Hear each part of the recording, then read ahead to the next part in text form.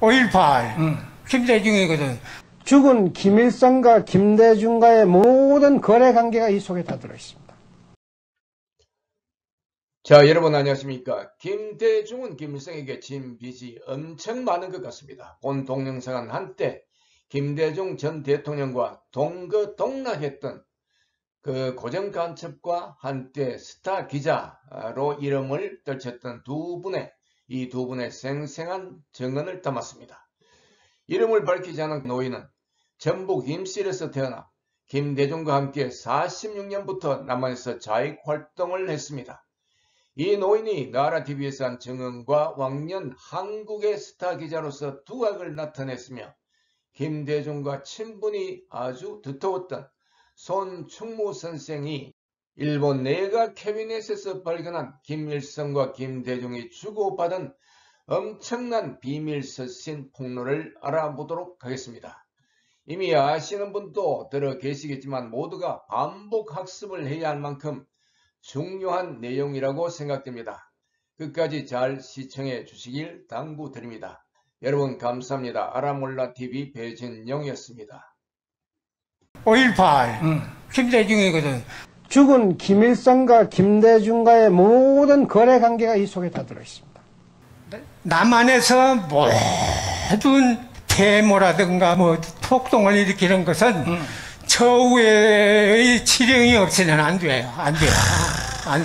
그리고 또 그 폭동 시위라든가 이런 것을 누가 주동이 돼서 일으켰는가. 거기에 포인트예요. 5.18 김대중이거든. 그럼 김대중의 바탕은 1946년도 공산당 때부터 김대중을 내가 알아. 활동하던 것을. 그러니까 할아버지가 북한 가기 전에 저 전라남도에 연락책 할 때도 이미 김대중을 알고 있었다는 거죠. 김대중을 알고 있었다. 알고. 알고 있었다. 그러니까 김대중이라고 그런 것은 이 빨갱이 제2의 박헌영이에요. 제2의 박헌영이 김대중이고 제2의 김대중은 문재인이에요. 문재인 문제 해결하지 않으면 대한민국 존재 불투명해. 미안하지만 그 문제 해결하지 않으면 대한민국 존재가 성립될 수가 없어. 제가 김대중 씨를 가장 어려울 때 정치 생명 또는 1980년 광주 사건 때 사형 판결 난 것까지도 제가 부시 대통령, 그 당시 지미 카터 대통령과 레이건 대통령의 심부름을 다지면서 전두환 군부와 타협해서 살려서 미국으로 데려와서 우리 집 옆에서 일주일에 한 번씩 만났습니다. 그런데도 이렇게 안면을 바꿔두고요. 그 특별한 이유가 있습니까? 예, 그 이유란 게 바로 이 평양 김일성 주석군과 일본 공안청과 내각 조정실에 숨어있는 이 비밀 자료입니다. 이 비밀 자료를 제가 16년간 추적 끝에 찾아가지고 인사이드 월드에 8회 연재를 하고 김대중 엑스파일이라는 책을 만들었습니다. 그것 때문에 출판물에 한 명예훼손과 또 선거법 위반으로 저를 구속시킨 겁니다. 근데 이 속에 엄청난 우리 국민이 지금까지 몰랐던 엄청난 비밀들이 숨어 있습니다.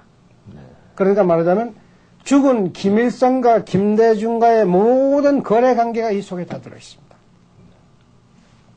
대략 간추려서 몇 개만 좀. 이런 게 있습니다. 죽은 김일성이 일본의 사회당과 자민당과 친북한 의원들을 평양으로 초청을 합니다. 그것이 1974년 8월 9일부터 11일인데 1973년 8월 달에 김대중 씨가 납치가 됐죠. 그 1년 후입니다. 1년 후에 김일성이가 일본의 그 유명한 국회의원들 두 팀을 불러서 이런 말을 합니다. 나는 남조선, 즉 대한민국입니다. 나는 남조선 정치인 가운데 김대중을 가장 믿는다. 가장 신뢰한다. 그 김대중이가 주장하는 베트남의 한국군 파병을 중지하라, 중앙정보부를 해체하라, 국가보안법을 없애라, 이건 우리 북한 정책과 똑같다. 단 하나 틀리는 것은 김대중이 주한 미군을 철수를 외친 것은 우리는 어찌나 김대중은 가만히 있는 것은 그거 하나만 다를 뿐이다. 그렇게 합니다.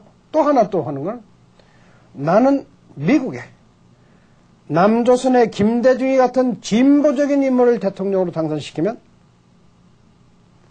미국과 북한이 수교를 하고 일본과 수교를 하고 남한을 침략하지 않고 남한의 게릴라를 보내지 않겠다는 편지를 3번씩이나 보냈고 또 미국 백악관에서 보낸 특사들한테도 그런 이야기를 했다. 뭐 그런 이야기. 또 다른 이야기는 죽은 박정희는 우리 북한을 배신하고 많은 공산당을 죽였지만 김대중은 한 번도 우리를 배신한 적이 없고 공산당을 죽인 사실이 없다. 뭐 이런 거. 또는 내가 모든 돈을 대고 책임을 질 테니까 다시 김대중이가 미국이나 일본에 나가서 활동할 수 있게끔 일본 국회 여러분들이 일본 정부를 설득해달라 하는 그런 그 숨을 비밀, 그것이 김일성의 속마음에 깊숙이 있는 내용들이 이 비밀 서련에 다 담겨 있는 겁니다. 그걸 제가 폭로를 했더니 김대중 씨가 아마 가장 놀란 사람이 아마 김대중 씨인 겁니다. 네. 제가 김대중 엑스파일에서 쓰지 못했던 7가지 비밀이 있습니다. 차마 그거까지 썼으면 김대중 씨는 대한민국에서 지금 역적이 돼 있었을 겁니다. 그거는 안 썼는데 이 책 속에는 다 썼습니다. 그것을 말하자면 김대중 씨가 1985년 85년 8.15 해방 후부터 공산당, 즉 남노당입니다. 남한 공산당 중앙위원 감찰위원회 입당 원서가 있습니다. 그리고 1967년 목포 선거 때부터 김일성으로부터 엄청난 자금을 받습니다.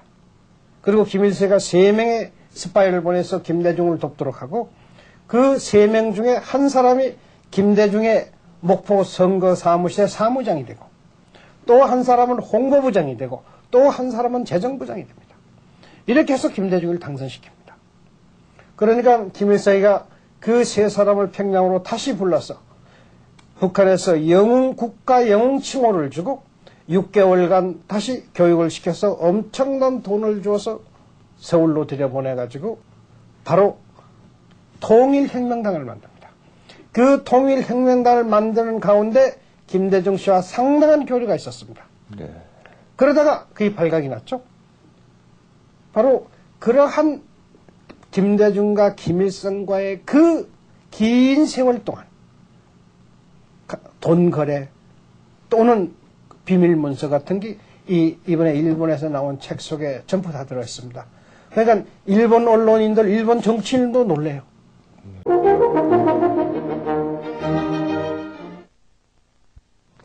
시청자 여러분 안녕하십니까, 나영욱입니다.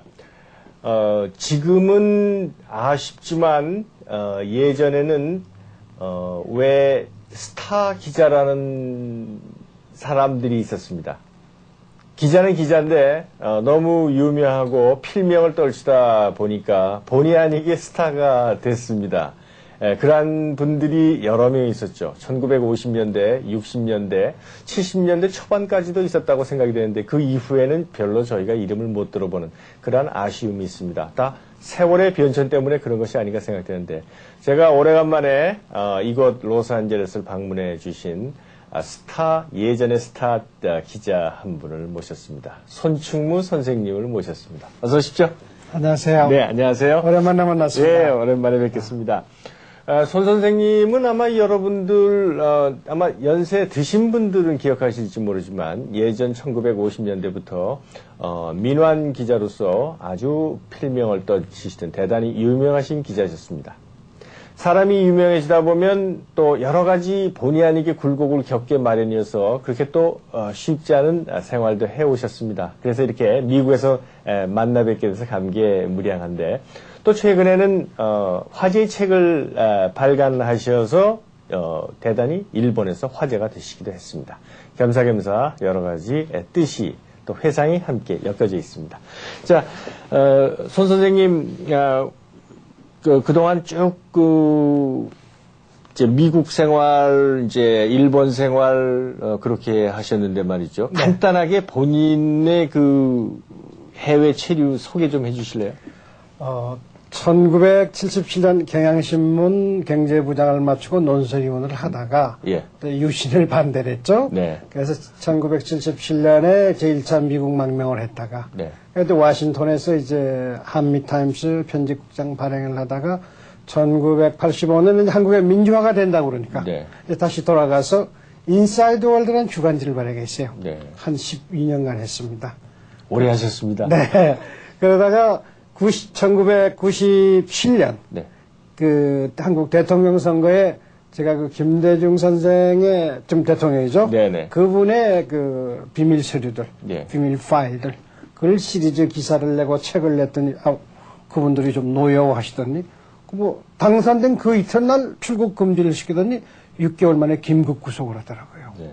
그래서 뭐 2년 동안 감옥살이를 하고 나와가지고 네. 그래서 2001년 1월 10일 날 부시 대통령 취임식에 왔었는데 네. 그 다음에 한국 들어오지 말아라 또 출국 금지가 내렸어요. 네. 그래서 지금 못 들어가고 워싱턴에서 지금 병원에 다니면서 또 아들 집에서 지금 묵고 있다가 이번에 마침 일본에서 이 북한의 핵 문제 네. 또 테러와의 전쟁 속의 한반도 문제 네. 이것을 써달라고 해서 책을 하나 만들어냈습니다. 네. 지금 병원 말씀을 하셨는데 건강이 좋지 않으신가요? 네.